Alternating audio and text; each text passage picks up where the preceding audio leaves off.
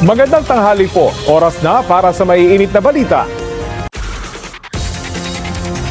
Tropical cyclone wind signal itinaas sa ilang lugar sa northern at central Luzon dahil sa bagyong Quiapo. Bagyo maaari pang lumakas ayon sa Pag-asa. Prosecution panel may sagot sa puna sa kanila ni Senator Judge Robin Padilla sa paglilitis kahapon. Lalaking may patong-patong na kaso ng illegal recruitment, arestado sa Pampanga. Ilan sa mga biktimang gusto magtrabaho sa Europa, hindi nakaalis matapos umanong magbayad.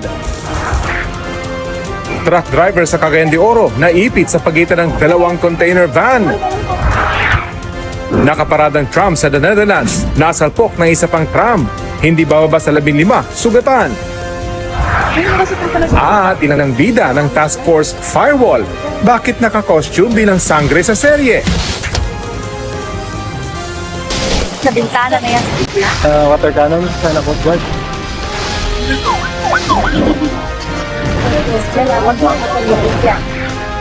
Kusog na sa balita. Dito sa Bantangan. Mga kapuso, tropical depression na ang binabantayang sama ng panahon na nasa Philippine Sea. Tinatawagin ngayon ng Pag-asa na bagyong Quiapo. Mula nito magdamag, dumami pa ang mga lugar na isinailalim sa tropical cyclone wind signal.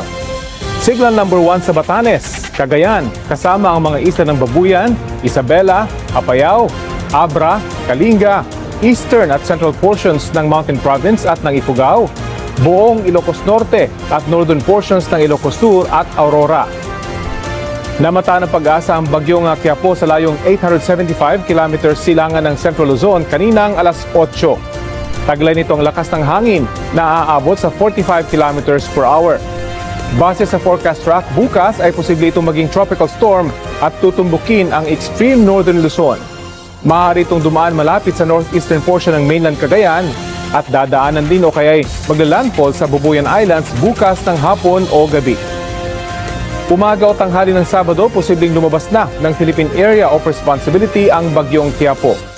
Magpapaulan din ngayong araw ang trough o buntot ng bagyo sa Bicol Region, Eastern Visayas at Romblon.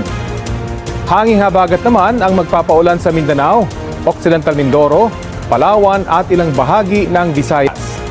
Maaraw at maayos naman ang panahon dito sa Metro Manila at ilan pang panig ng Luzon pero posible pa rin ang mga local thunderstorm o biglaang pag-ulan lalo na sa bandang hapon o gabi. Tumutok po dito sa Balitang Hali para sa 11 AM Pag-asa Bulletin kaugnay sa bagyong Quiapo. Nakaranas na masamang panahon sa ilang lugar sa Mindanao. Kuha yan sa Polomolok South, Cotabato. Nagtulong-tulong ang ilang lalaki para hindi matangay ng rumaragas ang baha ang ilang motorsiklo sa barangay Cannery Site. Ayon sa upload ng video, biglang bumuhos ang malakas na ulan doon bandang hapon. Naitayo at naitabi rin kalaunan ang mga natumbang motorsiklo. Walang naitalang sugatan sa insidente. Balik! Anak, patay na! Dahil din sa matinding pagbaha, naging pahirapan ang pagdaan ng mga motorista sa kalsadang yan sa barangay Mandug sa Davao City.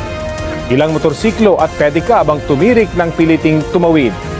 Pumupa rin kalaunan ng baha at nakadaan na ang mga motorista. Ayon sa Pag-asa, localized thunderstorms ang naranasan sa ilang bahagi ng Mindanao. Disgrasya sa Rodriguez, Rizal. Patay ang dalawang lalaking rider matapos araruhin ng 10-wheeler na nawalan umano ng preno. Balita hatid ni EJ Gomez.